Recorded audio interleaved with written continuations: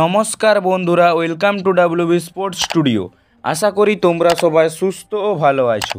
তো আজকের এই ভিডিওতে তোমাদের সাথে কিছু গুরুত্বপূর্ণ আপডেট শেয়ার করার আছে, সেজন্য তোমাদের কাছে অনুরোধ ভিডিওটি শেষ পর্যন্ত দেখবে ও আমার চ্যানেলে যারা প্রথমবার এসেছো চ্যানেলটি অবশ্যই সাবস্ক্রাইব করে রাখবে।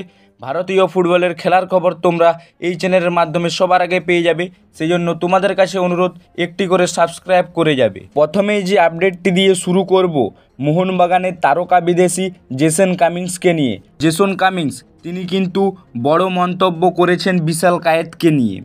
তিনি জানিয়েছেন যে কে কী বলছে জানি না, বিশাল এই মুহূর্তে ভারতের 1 নম্বর গোলকিপার। মোহনবাগানের এত সাফল্যের পিছনে বিশালের অনেকটাই ভূমিকা। স্বাভাবিক নিয়মেই বিশালের জাতীয় দলে হয়ে খেলা উচিত। তিনি কিন্তু বিশালকে নিয়ে বড় মন্তব্য করেছেন যে তাকে কিন্তু জাতীয় দলে সুযোগ দেওয়া উচিত। ইস্টবেঙ্গলকে নিয়ে তাকে কিন্তু জিজ্ঞাসা করা হয়েছিল যে ইস্টবেঙ্গল কি এবারে চ্যাম্পিয়ন হতে পারবে। এ বিষয়ে তিনি কিন্তু ইস্টবেঙ্গলকে নিয়ে বড় কথা বলেছেন।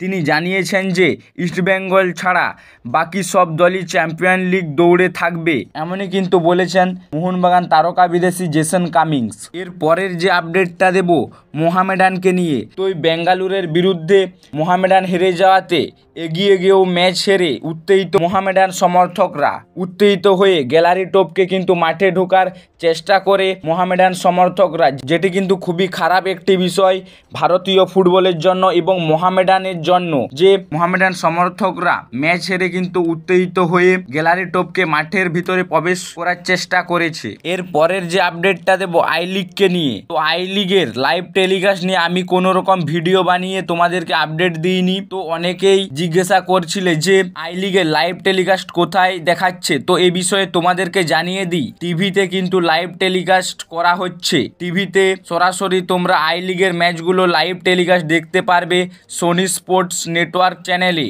এবং যারা মোবাইলে দেখতে চাও, মোবাইলে SSEN বলে অ্যাপ রয়েছে, সেই অ্যাপের মাধ্যমে তোমরা কিন্তু মোবাইলের মাধ্যমে আই লিগের সমস্ত খেলার লাইভ টেলিকাস্ট পেয়ে যাবে। এর পরের যে আপডেটটা দেব রবিনহোকে নিয়ে। রবসান রবিনহো, যিনি কিনা বাংলাদেশের ক্লাব বসুন্ধরা কিংসের হয়ে খেলছিলেন, তো তিনি কিন্তু বড় একটি অ্যানাউন্সমেন্ট করেছেন। তিনি বসুন্ধরাকে থ্যাংক ইউ পোস্ট করে সোশ্যাল মিডিয়ার মাধ্যমে তো বিদায় জানালেন বসুন্ধরা কিংসকে। তো আমরা আগে থেকে যেমনটা জানি, রবিনহো কিন্তু বাংলাদেশের ক্লাব বসুন্ধরার সঙ্গে দল ছাড়ার কথা অনেক দিন ধরেই চলছিল। তো এই মুহূর্তে তিনি কিন্তু তার সোশ্যাল মিডিয়ার মাধ্যমে থ্যাংক ইউ পোস্ট করে বসুন্ধরা কিংসকে বিদায় জানিয়েছেন এবং তিনি সরাসরিভাবে জানিয়েছেন যে 8 মাসের টাকা কিন্তু বাকি করেছে বসুন্ধরা কিংস। তাকে কিন্তু 8 মাসের টাকা দেওয়া হয়নি বসুন্ধরা কিংসের পক্ষ থেকে। এটি কিন্তু খুবই খারাপ বিষয় এবং রবিনহোর পরবর্তী গন্তব্য কিন্তু আমাদের ভারত। তিনি আমাদের ভারতে যদি কোনো ক্লাবে সাইন করেন, সেটি একমাত্র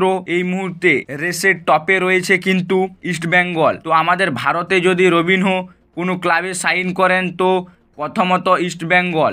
তো এই মুহূর্তে ইস্টবেঙ্গল এবং রবিনহোর কথা প্রায় চূড়ান্ত হয়ে গেছে। এটি শুধু সময়ের অপেক্ষা তার অ্যানাউন্সমেন্টের। তো সম্ভবত জানুয়ারি ট্রান্সফার উইন্ডোতে খুব তাড়াতাড়ি রবিনহো আসতে চলেছে ইস্টবেঙ্গলে। তো এই বিষয়ে কনফার্মভাবে কোনো কিছু বলা সম্ভব নয়, কেননা যে কোনো মুহূর্তে তিনি কিন্তু অন্য ক্লাবেও সাইন করতে পারেন। এর পরে বলি বা লাস্ট যে আপডেটটা দেব দীপক টাংরিকে নিয়ে। তো মোহনবাগানের এই ভারতীয় ডিফেন্সিভ মিডিয়ার প্লেয়ার, যিনি কিনা মেনলি ব্লকারের কাজ করেন, অর্থাৎ প্রতিপক্ষের অ্যাটাককে রুখে দাঁড়ান এই দীপক টাংরি এবং ফিজিক্যাল খেলেন, ফিজিক্যাল গেম তার কাছ থেকে আমরা দেখি।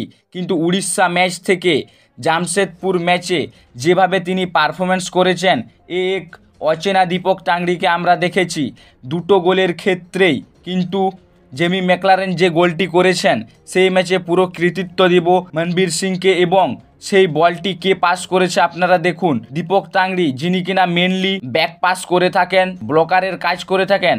কিন্তু সেই ম্যাচে তিনি কিন্তু থ্রু বল পাস করেছেন এবং সেই পাস থেকেই মনবীর বলটি উইন করার পর গোল হয়েছে ম্যাকলারেনের পা থেকে। এবং প্রথম গোলের ক্ষেত্রে যদি আমরা দেখি, অ্যালবাতো রদ্রিগেসের অ্যাসিস্ট করার আগে যে ভলিটি নেওয়া হয়েছিল, সেই ভলিটি কিন্তু কে নিয়েছিলেন? আমাদের দীপক টাংরি।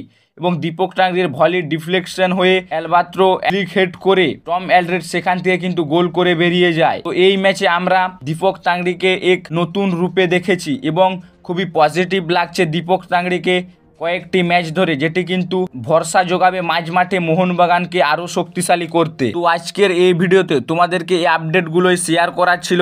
ভিডিওটি ভালো লাগলে অবশ্যই লাইক শেয়ার ও আমার চ্যানেলে প্রথমবার এসে থাকলে চ্যানেলটি অবশ্যই সাবস্ক্রাইব করে যাবে।